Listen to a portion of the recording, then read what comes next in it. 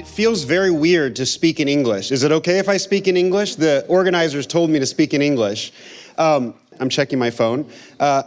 President Trump and his Air Force One is probably about to pass over this general region. And I think the entire world is most fixated and focused on that summit that's about to take place tomorrow and the day after. I think there's no country that is following it more closely. There's no country that in many ways has more at stake than Japan. But today's topic is a really timely one, and I want to just congratulate the Institute of Geoeconomics, because in many ways, the work of this institute has never been more important. I titled my keynote, Geoeconomics from the Front Lines, Trump 2.0, Volatility and the Strategic Opportunity for Japan. So that just tells you the way I'm thinking about this.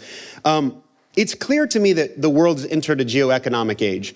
As someone who's grew up in Japan, as someone who's professionally spent most of my life looking at geopolitics, it is absolutely fascinating to me where we've come from. If the last 30 years were defined by globalization, I think the next 30 years are going to be defined by geoeconomics. Today, economics is national security. Today, technology is geopolitics. Today, capital flows are foreign policy, and supply chains are strategic infrastructure.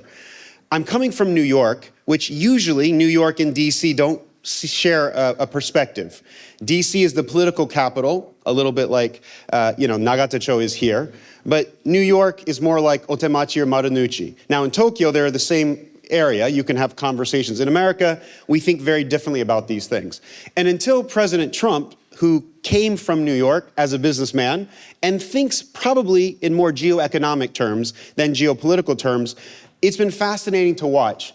The CEOs who are members of Japan Society, the people I talk to in New York constantly, the investors, the sovereign wealth funds, the diplomats, the technology leaders, they're all suddenly speaking the same language. It's about risk, it's about resiliency, it's about industrial policy, it's about AI, it's about energy security, and of course, it's about the US and China. So the people who once ignored geopolitics or left it to people like Eurasia Group and paid for the services now can't stop talking about it. And it's not just because it's entertaining, right? It's because it matters. It's because you have to factor it into your business. I don't need to tell a room like this because you're all members of the Institute of Geoeconomics. You know that it matters. The question is how?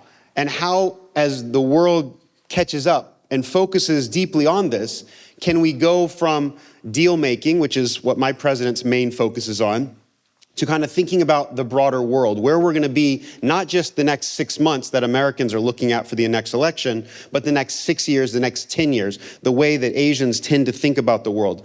I think right now America is going through a lot of politics. It's a little too exciting, a little too much politics in my city of New York and certainly my country. But I think increasingly you can feel the changes on Wall Street, and Wall Street is adapting by thinking strategically, not just financially. There used to not be a chief risk officer. Now every major financial institution, major businesses have chief risk officers in the same way that they've had a chief legal counsel, right? That's kind of the way you do business. If you're a company and you're doing business in the world, the panel we just heard about and the importance of energy security, you have to factor it in. You can't just leave it to your government. Particularly in the US-Japan relationship, I think for a long time, certainly the last 80 years, we've left everything to our president and prime minister. Obviously, as the heads of state, as the people that make the decisions, they matter. Increasingly, I would say in America, this needs to be shared and needs to be shouldered by the private sector. And I would also argue that Japan has a moment of opportunity. And in many ways, when you think about the US-Japan relationship, beyond the immediate security concerns that, of course, national security predominates the US-Japan alliance, there's a lot of conversation about what should the Japanese private sector be doing.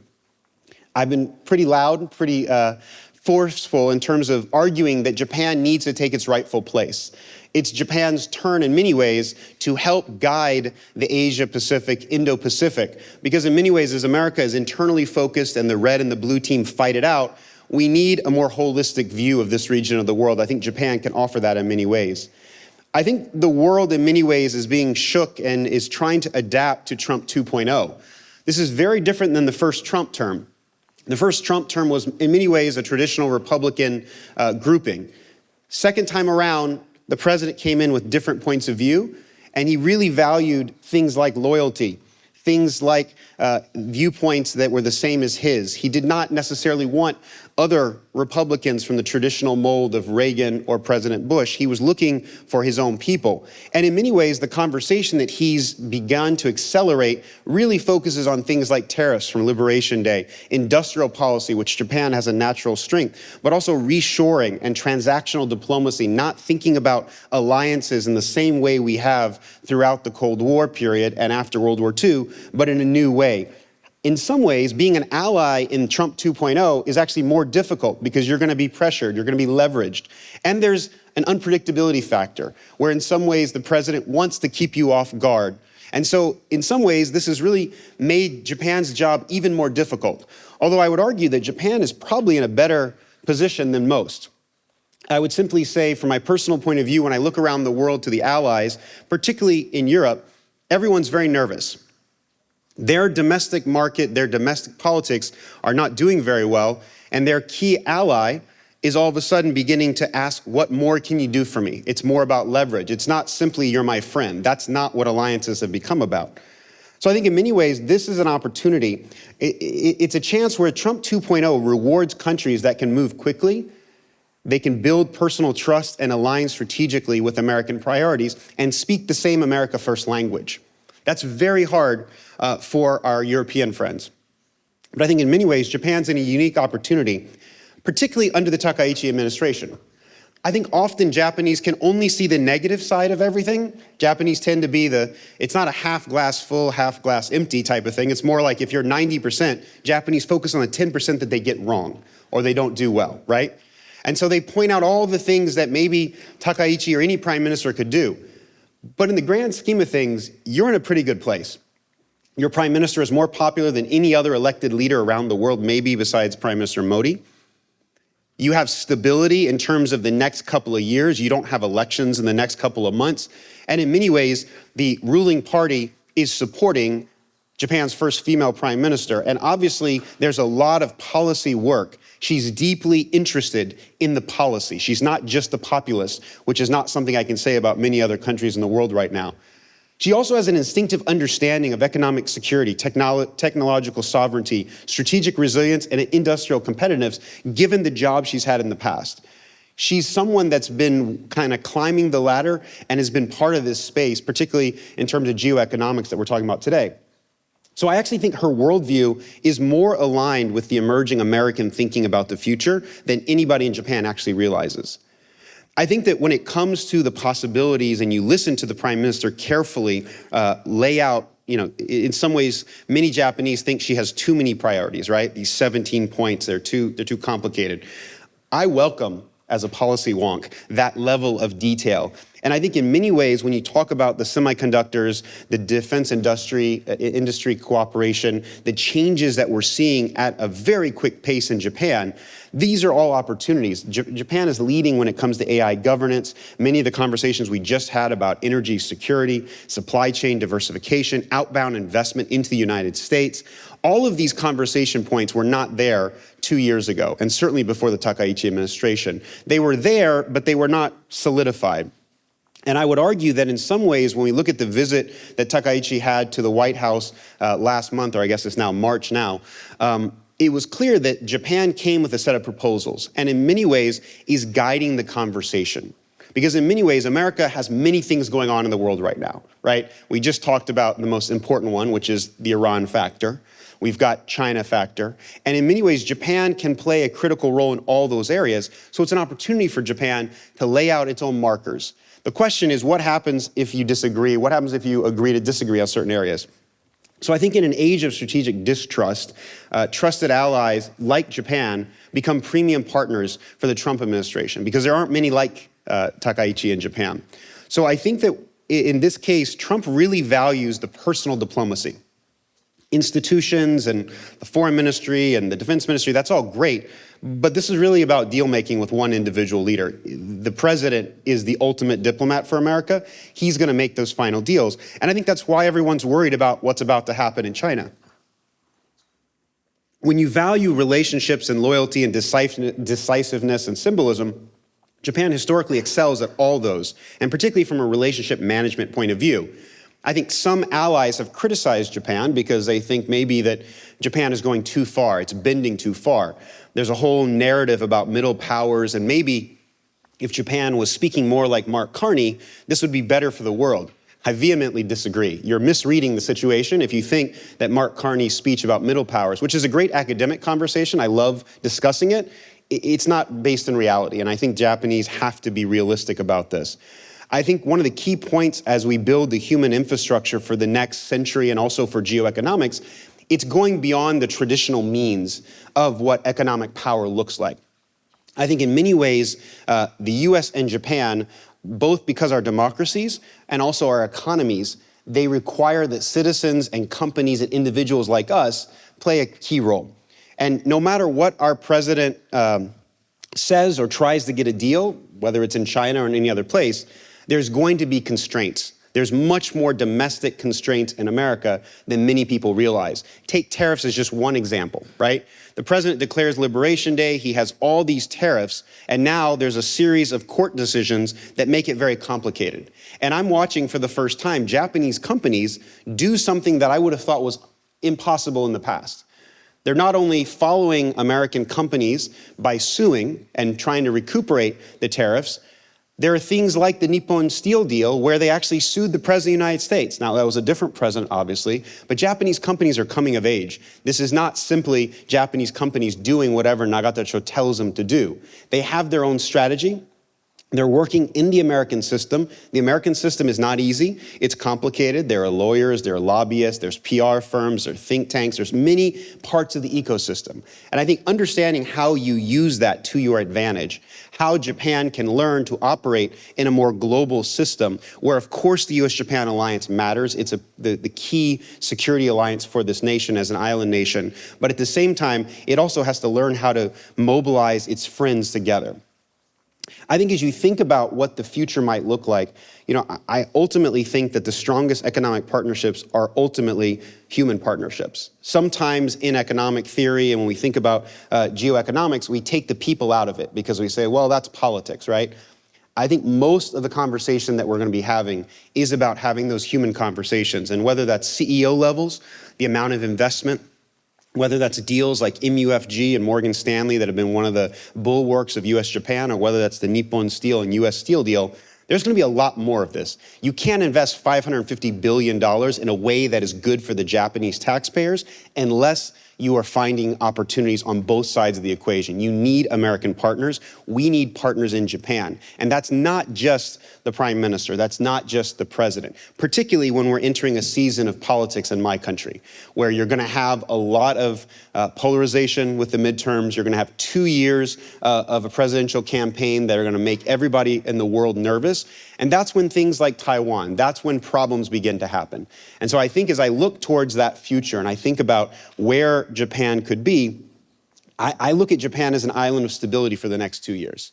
Yes, you have politics. There's always challenges in Nagatacho. But compared to what most democracies are dealing with, you have a strategic opportunity. And I also think that by the fact that many of your companies are becoming much more globally oriented, and there's no real debate about the role of international. You're not having a debate like we are in America. America is having a debate about what America's role in the world should be.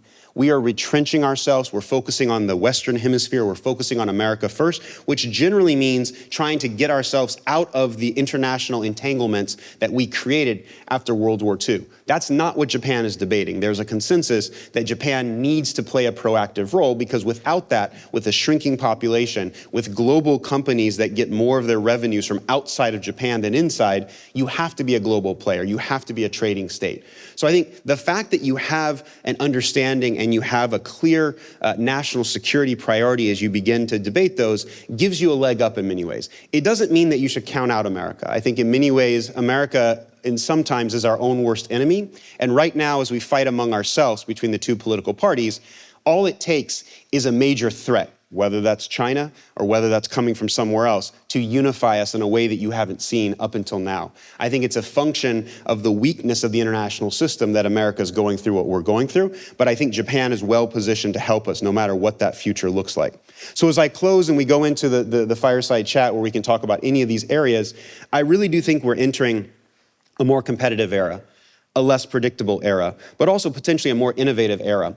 And I really do think we've talked about the Asian century for a while now, but I think we need to be even more specific. I think this is going to be the Pacific century in many ways. Now, America is very much a part of that. America is a Pacific power. As we begin to change our focus from the transatlantic to the trans-Pacific, there were some things that were put in place decades ago, the TPP comes to mind, other things that we have abandoned. But I think they're going to be necessary for whatever administration comes after the Trump administration, because it's what Americans are going to be demanding in terms of their own economic interest. So I think that the countries that are going to be most capable are not the ones who are the largest, it's not the ones who are the loudest, and it's not even the ones who are richest. Those things matter. You can't substitute a superpower the size of a China or the size of an India from a population point of view. But particularly when I come from New York, where I sit across the street from the United Nations, I listen to a lot of loud voices that are not working right now. They're drowning each other's noises out. I think it really comes down to the countries that are most capable of combining these factors: trust, innovation, resiliency, and alliances. Alliances in a different context. Alliances not just simply, I do whatever my ally tells me. We have a mechanism to go back and forth. And so I really do think as we lead into this fireside conversation, geoeconomics is no longer just the background condition of world affairs. It's now the main stage. It's where the main discussion is happening. It's where deals are going to have to be made. And increasingly, I think the US-Japan relationship may be one of the few partnerships that is capable of shaping it positively. But of course, that's going to be up to all of us. So let me stop here and turn things over to Jimbo Sensei so we can have a fireside chat. Thank you very much. Good afternoon, everyone. My name is Jimbo. As introduced, I'm Managing Director at the International House of Japan and co-director of the newly emerged institute at the iHouse called the Research Institute of Advanced Innovation and Geostrategy, and which is also focusing as what IOG is focusing on geoeconomics, that our initiative will focus on the emerging technologies and AI to the geopolitics. So there will be a lot of things will come up. But thanks, Joshua. I'm looking forward to this fireside chat. And whenever we have a conversation, we'll talk over coffee and at the izakaya. And it's a very candid discussion that we have normally. So I don't know how much of the formality we should keep in this. But we all like Joshua because he brings in the optimism for Japan. So whenever we were depressed or disappointed with all kinds of situations surrounding Japan, he always come to Tokyo and let us, be aware about the exploiting the potential that Japan inherently have, and which hasn't been, delivered by Japanese. And through the lens of Joshua's perspective, we realize what kind of opportunities and potential that the Japanese society and the politics may have. So we really like that, this kind of transaction between you and the Japanese society. And first of all, I'd like to ask Joshua how optimistic you are on the United States. And you mentioned a few about the current state of the Trump administration. But I'm personally deeply concerned about the current status of the United States, and many of the textbooks that we been familiarized with, check and balance in the U.S. politics and independence of the Congress and the role played by the Supreme Courts, and how much of the the United States has to bring in the democratic values and to sustain those kind of dynamics of the change. But whenever I visit Washington D.C. over past 1 and 4 months, I'm really shocked about there has been the significant sense of disappointment and the depression especially among the intellectual community on how much that kind of sustained value that the United States has been maintaining since foundation and long periods of time have now been relooked in many of the new developments that United States are experiencing. So, Joshua, what is your view on the current state of the U.S. Politics and how much we can have the optimism? Yeah, there's probably a reason I talk more about Japan and why I'm optimistic about Japan right now than I am about my own country, right? My mother taught me a long time ago that if you have nothing good to say, don't say anything at all. That's a saying. There's a lot of good things to say about America, but most of them are not related to Washington, D.C. As someone who spent most of my professional career in Washington, D.C., it pains me to say that because people like me are people that should be going to Washington. I left Washington to go to New York because of the way Washington was becoming. And that's not a statement about President Trump, just to be very clear about this. This is a statement about both President Trump and President Biden. I'm an ageist. I have a problem when a young country like America has 80-year-old presidents. If we can't find people that are capable of leading our country who are under the age of 80, then we need to look to Japan, for an example. Your politicians are young compared to the leaders in my country. So let me just be really direct. Washington, D.C. is currently not part of the solution in most cases we're talking about. You talk about think tanks. I don't think there's as much thinking going on because it's more tactical. I think that in many ways, the optimism I have about my country is happening outside of the headlines. It's not happening at the summit level. It's not happening with the leaders that are currently in place. It is deeply disturbing to me to watch what has happened in the last year and a half, not because there's anything wrong with the broader view of the America First agenda, it's the way it's been executed, right? Eliminating USAID, eliminating the US Institute of Peace, eliminating things that have value, even if they weren't functioning. So that's why I do think that obviously I talk about positive things. I think there's an opportunity for Japan when there's a void, because I deeply hope that Japan can fill that void before China does. Like, that's a real problem. But I think that you never want to bet against America.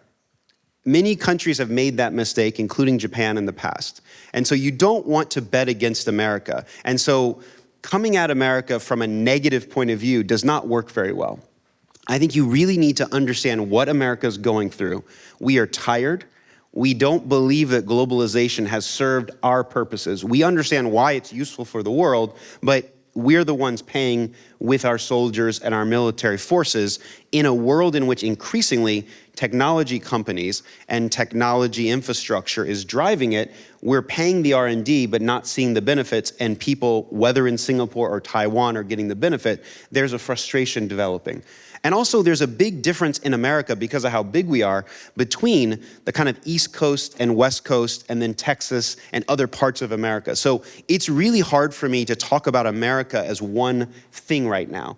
I think you really have to break it up. And so if I want to be positive, I talk about Sedona, where you just came back from. I talk about New York and the Silicon Alley. I talk about Silicon Valley. I talk about Texas and the innovations happening there. So don't give up on America, but maybe spend less time focused on the White House and the Washington, D.C., and figure out how you can have the best influence and opportunity. You're the largest investor in America. Nobody knows that in America. You guys are doing so much as Japanese companies, and you don't expect much in return. That doesn't feel like a symbiotic relationship. It feels one-sided, and it's my responsibility as the president of Japan Society and also a friend to help you figure out the right voice that you need to have, because my impression is that Japanese are very good about thinking through problems.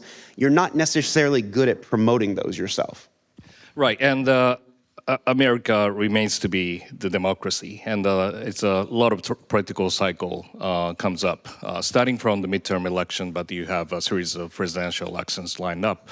We all wonder how fundamental this shift has been under the second Trump administration. Of course, that the first Trump administration has a lot of like a prelude towards that. But we are in the community of geoeconomics all know that the Biden administration also inherited a lot of those economic security measures, export control, internal investment restriction measures, procurements, and all things have been even strengthened under the Biden administration by focusing really much on the internal, production capacity and employment and the industrial policies and so on.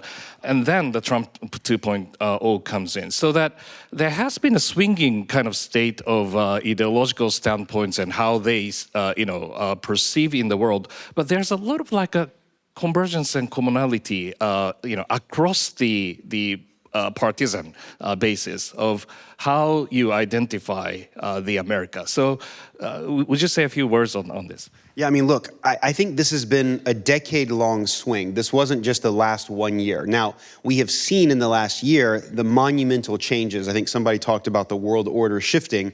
It does feel like in the last year and a half that things are dramatically shifting. I don't think this is going to be fixed in the next term, right? This is a generational shift that's happening. And I think in general, that's what's happening. There's a generational shift happening here. And until we have a new generation leading, you're going to have old grudges from the 1980s and other viewpoints of the world that may not necessarily be future-oriented. Because a lot of what I see coming out of Washington right now is grievance-based. It's retribution, it's revenge. They've been taking advantage of us. We want to do this. And of course, as you mentioned, you know, in many ways, when the Biden administration came in, it felt like the world took a collective sigh and said, okay, good, this is the America that we're used to seeing. But I think you kind of got lulled into this, right? The first Trump term was a surprise to many people, even to many Americans. We did not fully expect that after Obama, when we thought that all the problems of America and multiculturalism had won, that there would ever be this type of president. We miscalculated, we misunderstood, and I think that the grievances in many parts of my country are being seen. And rather than talking and finding ways of finding common ground, we're retrenching into our little pockets. And so this isn't gonna go away in the next 10 years. So get prepared for an America, whether it's a Democrat or a Republican next time around, who's going to have a more transactional, a more nationalistic, a more populist view of the world. Now, there are some that are better than others, and I think one of the things that allies like Japan can do is when you are going to do things, make sure you do it in a bipartisan way. Historically, Japan has been one of the few safe spaces. If you go to Washington, the embassy of Japan is one of the few places you can see Democratic senators and congressmen, along with Trump administration officials and Republicans. You won't find that anywhere else. That's not the way Washington used to be, but increasingly Japan is a safe space. And even here, you have, whether it's Charlie Kirk or Steve Bannon flying here and giving speeches. So, you know, Japan is a place where there can be conversation. We need to have more of that in my own country. And again, in the blue bubbles like in New York City or in California, we need to be more open to having conversations. But increasingly, with the gerrymandering and the kind of the kind of zero-sum game of politics, both sides have lost trust in each other, and that's not coming back anytime soon. And Japan saying, oh, wouldn't it be nice to do the way it was back between Reagan and Clinton? That's not the world we live in anymore. You're going to have to deal with the realities of the cage fight we have in American politics right now. Great. So, Josh, you've been observing Japan for long decades, and my simple question that is Japan, specifically that Takaichi administration, doing a good job for the United States? And what is it? And if not, what is what we are missing in the dynamics of the United States? So if this is a comparison game, then Japan's doing great, because compared to everybody else, I think Japan is doing the best. But I don't like to compare myself to others. I like to see, this is a very Japanese thing, right? What is the best version of you? I think Takaichi and Japan can do better than they are right now. I think part of it is Japan is so focused on the balancing act, it's not thinking long-term enough. And I think you need to ask the question, what is your own national interest? It's really interesting to me that many Japanese in this type of setting can't articulate clearly what Japan's own national interest is. Whereas I think most Americans, we have differing views. I mean, I love the word ikigai, right? The Japanese word. If you ask an American, what is our ikigai? It's freedom. If I ask you what your ikigai is, you'd probably give me a personal answer, but you couldn't answer that for Japan. That's mottainai, that's a problem. And I think Japan really needs to think not about its relationship with America or about what others are doing, but what do you want? You are an island nation, you can protect yourself. What do you want to be? How do you want to show up? We're living in peak Japan right now. Everybody loves you. You know, you can't find matcha anywhere, you can't get anime, you can't get food. It's the craziest thing. What are you going to do with that? Because right now, you guys are complaining about the number of tourists coming in, you're raising taxes on everybody. That's all good from my point of view. But I think in managing America, you are too focused on the political side and you're not using the leverage that you have. Anybody who's visited America, we just had the Japan Day parade on Saturday in New York, pouring rain. I thought nobody would come. We had 50,000 people that came out in the pouring rain because they wanted to have some connection to Japan. And I think the Japanese were surprised, looking around saying, why do people like us so much? And you go to the National Cherry Blossom Festival in DC, I'm just amazed at the Japanese kind of, aw shucks, I can't believe that people like us. Like, okay, that was 10 years ago. Let's move forward. How do you use it? And so I think that Takaichi, on a personal level, has understood how to deal with Trump. But organizationally, from a national security perspective, you have to complement that. It's not enough that she has a good relationship with Trump. There's many other things coming up, including the SOFA agreement, including investment, that need to be worked out. And there are many other players that need to be involved. Okay, so slightly going beyond the question of Japan and U.S.-Japan alliance, it's about the U.S. Prioritization in the world affairs. And we read carefully about national security strategy that was released in December last year. And then there was a, Trump corollary to Monroe Doctrine, and by looking at the Western Hemisphere, the prioritized strategic theater, and seems to be iconed by U.S. intervention in Venezuela.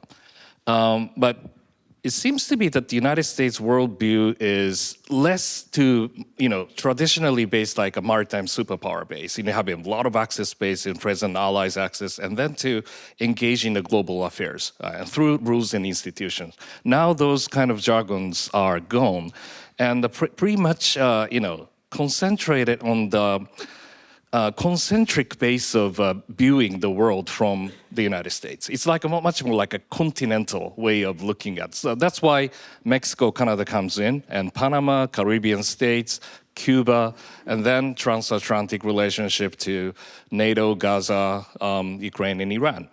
And seemingly that in that context, we don't know how the Indo-Pacific has now been built. Used to be called the strategic theater, and U.S.-China relationship as a major strategic competition that the United States has been facing. So that probably we do still have a wishful thinking.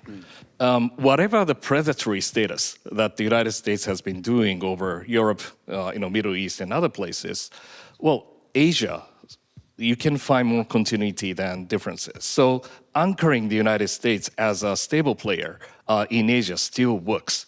Is that too much wishful thinking? No, I don't think it's wishful. I just think that the problem is if you are following the national security document too carefully, you're being too majime, right?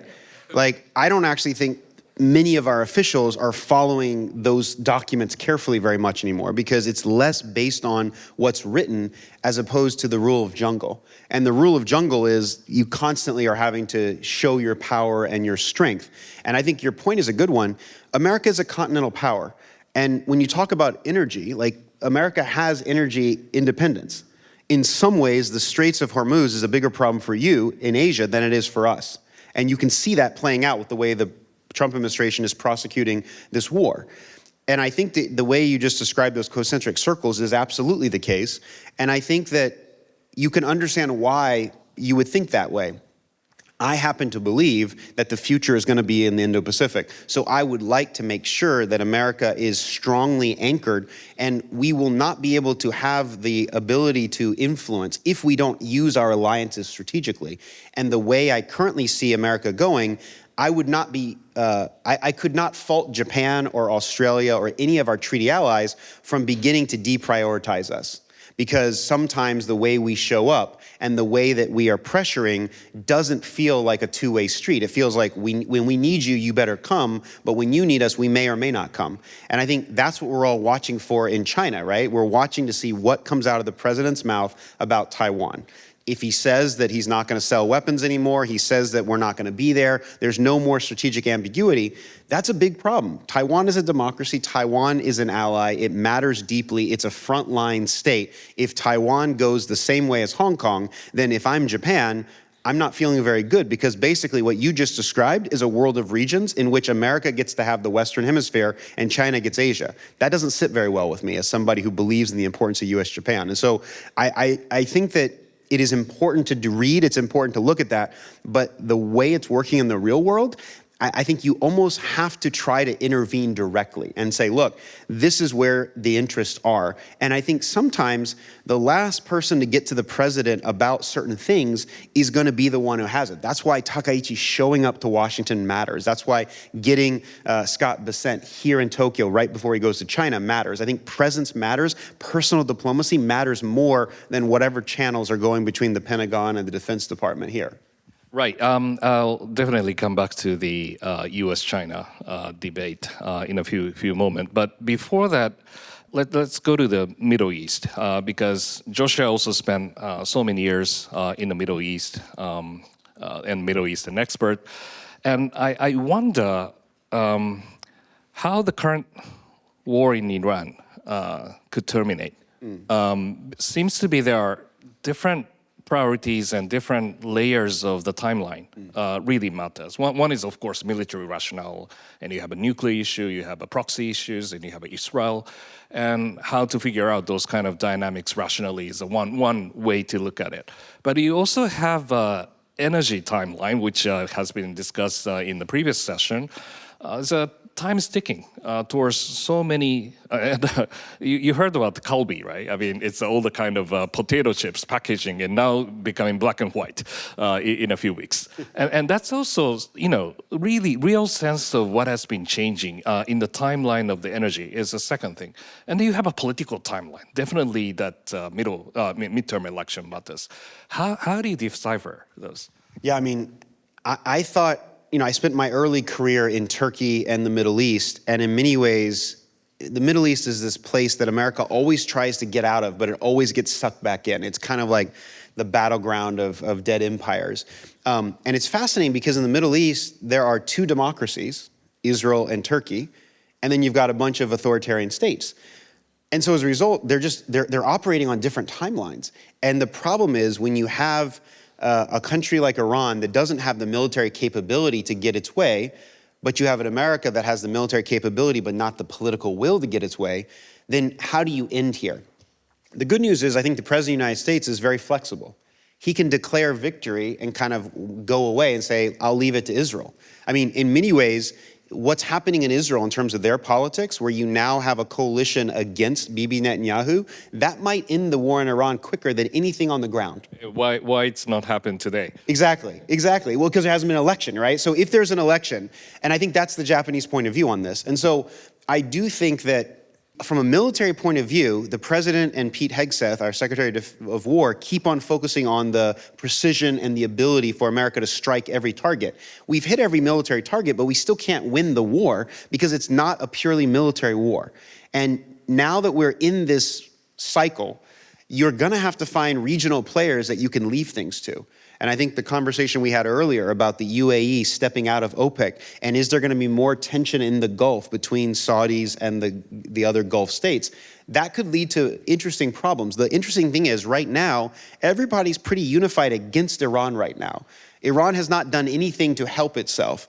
And the question is, are countries like China and Russia that are currently spoilers, they can't change the outcome in a positive way, but they can keep things in a bad way.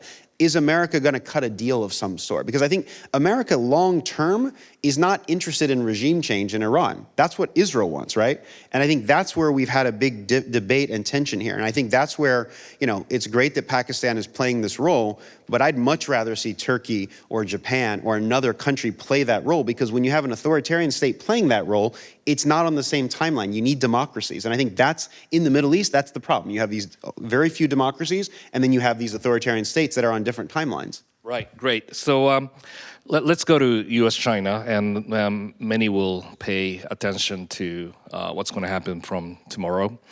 There's so many speculations. Some says that, there should not be a great deal between two sides, and there's too much diversification of the mutual interests on Taiwan, and that's too fundamental, so you cannot really touch upon.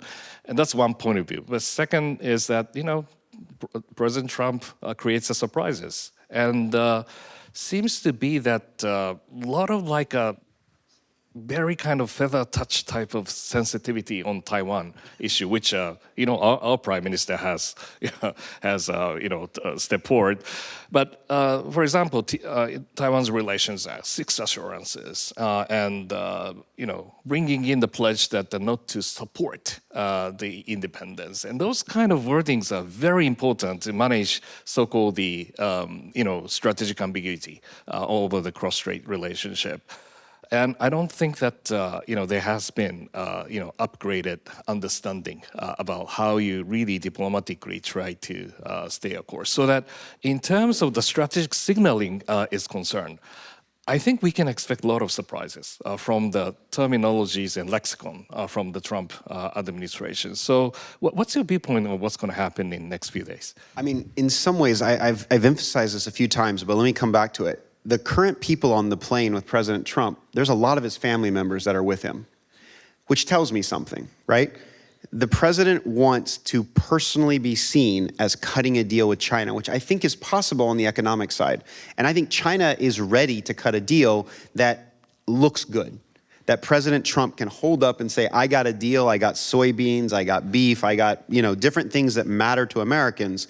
I got a Boeing contract. But I think there's a price, and the question is the price that President Trump may be willing to pay, because from his point of view, okay, it's just words.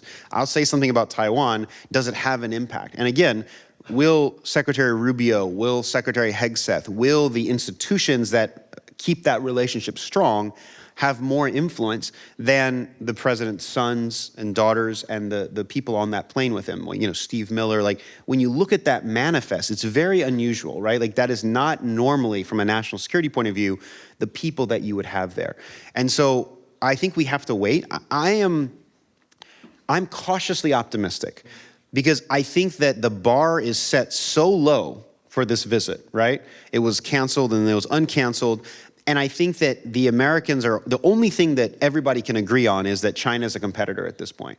So there's a lot of political pushback that's going to be coming his way.